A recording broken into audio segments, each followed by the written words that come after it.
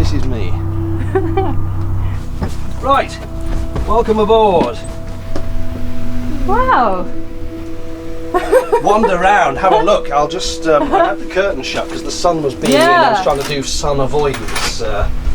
So today I'm with David from Cruising the Cut. I'm a big fan, so this is a great honour to be able to interview him. Thank you. Unfortunately, David's just recovering from a cold, so it's yeah, a I'm little slightly bit losing my voice, so I do apologise. It's really going. So David actually has two YouTube channels, so one on canal boats and one on van life. Yes, I built a camper van, so I did another channel about that one. Yeah. And I suppose my first question would be, why did you buy a canal boat? I had decided that I was going to quit my job and do something interesting, and I didn't quite know what that was. But also I wanted to move back up. I was living in Kent, which is the south of England. I wanted to move back up to the Midlands as my parents are around this way. Yes. And I felt I needed to be a bit closer to them as they get more elderly. Yeah. And initially I did wonder about buying a motorhome or a camper van. And I did think about touring off Europe, which totally contradicts the whole go and stay near my parents. But that was just going to be impractical. And then I suddenly remembered canal boats, and there are thousands of miles of canal in the UK, but particularly around the Midlands, and it solidified my longing for a motorhome type environment. Yes. With wanting to move back to the Midlands, and I thought, that's it, I shall buy a narrowboat and cruise the canals instead. And I heard, did you say you had one day on a boat before buying one? Yes, it's generally sensible to get a bit more experience in before you sell the house and buy a boat, but what I did was paid a chap to spend a day on his narrowboat, and it probably did and didn't help that it was the most glorious day. It was sunshine, the birds were tweeting in the bushes, it was everything the idyllic dream of narrowboating could be. And so from that moment where I sat on the canal bank having a nice cool Pepsi and a sandwich, and I went, that's it, I'm buying a boat. And I have noticed, comparing the differences between caravanning and canal boat, is how solid the canal boat feels. It's just all wood. What's it like to maintain? Well, the boats are by and large made of steel. So Okay. the actual hull itself, you've got a 10mm thick base plate, 6mm thick sides. So it's all steel, painted obviously to stop it rusting, although they do rust. So that is one of the things one of the you keep maintenance. repainting them and putting this bitumen paint on the sides that are underwater to stop them rusting and things. And did you say that's every 2 to 3 years? Typically every 2 to 3 years. There are different ways of doing it, but the basic blacking the hull, as it's called, is every 2 to 3 years. Yeah. But you know, they are solid craft, as you say. They don't take a lot of maintenance. Just keep touching up the paint and making sure that there isn't water sitting in a pool somewhere in the bilge just rotting the boat from the inside out. And by and large, as long as you've got a good hull, everything else is fine. One difference I have noticed is in a caravan you wouldn't want to accidentally clip the side of a wall or something like that, whereas in a canal boat you can quite happily bump into a wall or Well, in an ideal world you don't, but it does happen, yes. Yeah. And I mean, the canals are very narrow. Yes. The boats are quite steerable once you've got used to them. Slow. And so slow and ponderous and heavy, like an oil tanker, but in a really narrow channel. Yeah. And in theory, yes, you don't thump into things, but every now and again there will be a scrape on the side as you go under a bridge. Yeah. But it's such solid steel that is kind of accepted. Yes. People do make a joke that it's a contact sport. It absolutely is not. It shouldn't be, but it does happen. So it's not a problem if that happens. You are not, as with your caravan, going to rip the side off the caravan. Oh, this looks like a normal fridge. It's not. It's a 12 volt. Okay, it is 12 so volt. it did cost a fortune, but it's a 12 pure 12 volt compressor. So it doesn't run on 230. So it is very similar to a thinner, elongated caravan. I'm surprised at how narrow this section is. This is the duck hatch or swan hatch, where all the local wildlife comes to say hello, and you can peer out and feed them. It's just so close to the water. So you can plug in at a marina. Yes, they always have them. Yeah. And it's the same power plug. Yeah, looks like it. 16 amp, 230 volt. Yeah. Is this the fuse box? No? Yes. Yes. Yes. And then there's a little bell to let people know something. That's when I want a cup of tea. Ding for a cup of tea, Okay. please, crew.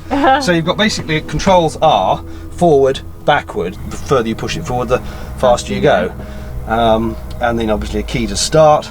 And then over here there's a fuse box, and you've got a solar charge controller and an inverter charger here. And I've also noticed how close you are to your neighbours.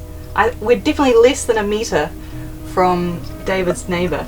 Whereas in New Zealand there's if NZMCA want a 3 metre rule, and here I've noticed there's a 6 metre rule between caravans, whereas it doesn't seem to exist. Well, that is the case in a marina, and the marinas are very much, you're jam-packed in like sardines. It's boat next to boat next to boat next to boat. Of course, you don't have to moor in a marina, because when you're out on the canals itself, you can moor almost anywhere you like. Unless it is signed otherwise, you can stay anywhere on the towpath side of the canal for up to 14 days. The towpath is the strip of land to the side of the canal where once upon a time horses were pulling the barges along, hence they were towing the barges, hence the towpath. It's not tow as in feet tow, it is because the boats were towed by horses. So on one side of the canal, and it is usually one side only, there is a strip of land sort of so wide, literally where the horses would have walked, and that is the towpath side. And now it's kind of the public footpath. Public footpath, cyclists go along it, anglers sit there fishing, and boaters use it for pulling their boats in and tying up to. Yeah, it's an idyllic lifestyle, I must admit. It is, it's very tranquil. The maximum speed on the canals is 4 miles an hour, but if you're doing 4, you're really going some. So really 2.5, 3 miles an hour. And I know a lot of people say, well, it's just boring and slow, but you have to adjust your mind down to 3 miles an hour, and then it's just restful. I'll put it into neutral, put it forward a bit.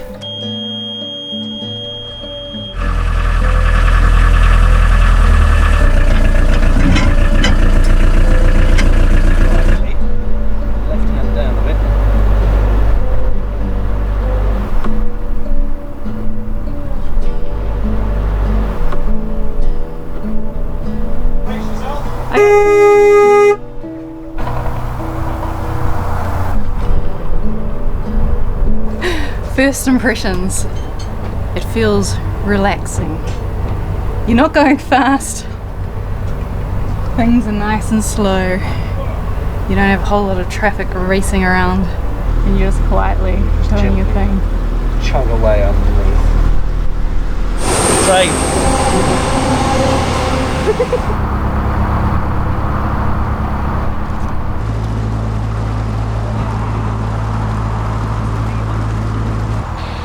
And then David kindly let me have a go controlling the boat. It was a lot of fun.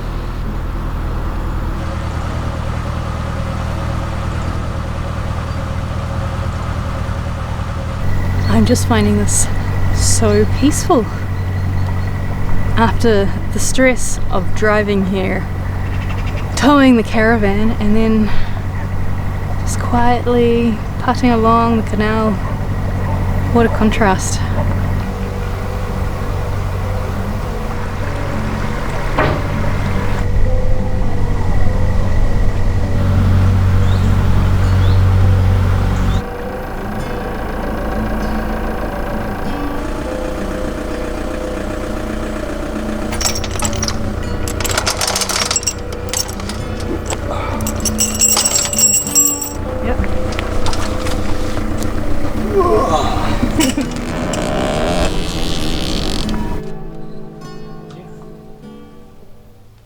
What is it like getting power in a canal boat? The only place you'll get power to plug into is when you are in a marina or a wharf or somewhere else like that, where you're all bundled together, and there will be these, well, they're like the ones you have at the campsite, the little stanchions which you plug into with a long lead. So yes, there is power there, but everywhere else on the 2,000 miles of canal, you are self-contained, entirely self-contained. You've got a battery bank in the boat and a water tank, things like that. So you need your own power. And although the engine charges the batteries And a lot of boaters for years just have got used to running the engine for a few hours every day, even if they're not going anywhere, to charge the batteries. Now that solar is a lot more affordable and a lot quieter, it's such a boon for canal boaters. And I've got 480 watts of solar, that's 2 panels, and it provides easily all I need from April time through to October time. But in winter, it just wouldn't provide enough, and I tend to go into a marina for winter anyway, at which point I can plug in. I've noticed in the UK, people don't seem to caravan in winter, and a lot of the campgrounds seem to actually close for the winter months, whereas in New Zealand all the campgrounds seem to be open the whole time. Whereas canal boating, it seems like you can do it all year round. Yes, you definitely can, and people live aboard their boats all year round, and some people like me will go into a marina over winter for the convenience of having the shoreline and things like that, but a lot of people just boat all year round. The canals can freeze up occasionally, but usually only for a few days at a time, and you can be jammed in, which is why in winter you particularly need to make sure you've got a full water tank, and you need to make sure you've got food supplies aboard, and you want to make sure that your toilet tanks are regularly emptied, because you don't want to be jammed up with no way of emptying your toilet tank. But you can do it, and a lot of people do cruise all year round. And winter cruising actually can be absolutely beautiful, going along the canal with the snow and the ice and the frost, and early mornings in particular in winter are just stunning. I know the grey water system is a little bit different to... People are horrified when they hear about the grey water system. Yeah, grey water, which is your sink water, your bathroom water, from the shower and sink, just goes out into the canal, complete with muck and detergents and everything. I stress this, black water, toilet waste, gets disposed of at sanitary points. And as you mentioned, the canals are man-made originally. They were built specifically, yes, by man, for industrial uses. And then how do you get your water? There are water points dotted around the network, which are provided by the Canal and River Trust, to whom you have to pay an annual licence fee to put your boat on the water, and part of that is that they provide these water points, and you just pull up, fill up your tank. You have a very large water tank on a boat. There's no problem with the weight or the size, so mine's about 450 litres, and that will last me perhaps 2 to 3 weeks. Wow! And it can take an hour to fill, and sometimes there can be queues at the water points, but they're free, and you just wait your turn and carry on to the next one. So does it cost to stop along the canal? No, along the canal itself, again, as part of your licence fee, you have paid for mooring up on the canal. If you want to go into a marina or privately owned facility, yes, you'll pay whatever they want to charge you. And how much is an average per night at a marina? It's about, depending on where in the country you are, about £15, I suppose, a night. Some will charge you extra for electricity, some will include it. If you apply in London, it'd probably be a lot more. And then how much, could I ask how much a licence is a year? Yes, it varies depending on the length of your boat. And now they've introduced a width of your boat, because on the north and south canals you can have wider boats. So there's now an extra premium on wide boats. Okay. And there's quite a raging storm by all the owners of the wide boats who are not happy about this. But it depends. I pay about, I think it's £900 a year. So this little bridge here is a footpath, or a little bridge across the canal, and you just have to push it to open it and close it for the boats. This is a canal lock, and the idea of the locks is they raise or lower the water level. Because the canals are man-made and there is no flow, if you want to go up or down a hill, you need a way to stop the water running out from the higher bits, and so you do that by trapping it in locks, and then the boat will go in one end, shut the gates behind it, fill it with water till the boat goes up, open the gates at the other end, and the boat comes out, and it has now moved up. And because of the gates being shut, you haven't lost all the water and left the canal dry higher up.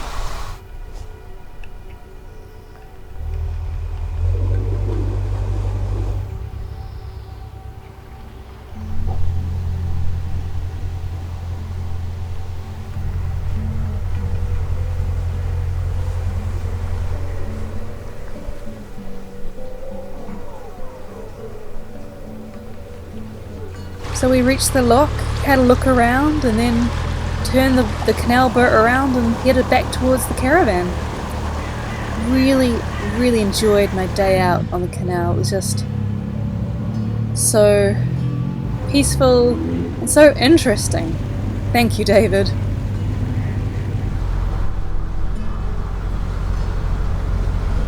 I always post one video a week, but in the coming month I'm going to try to release more. So if you want to know when my latest videos are live, subscribe and hit that little bell icon as well.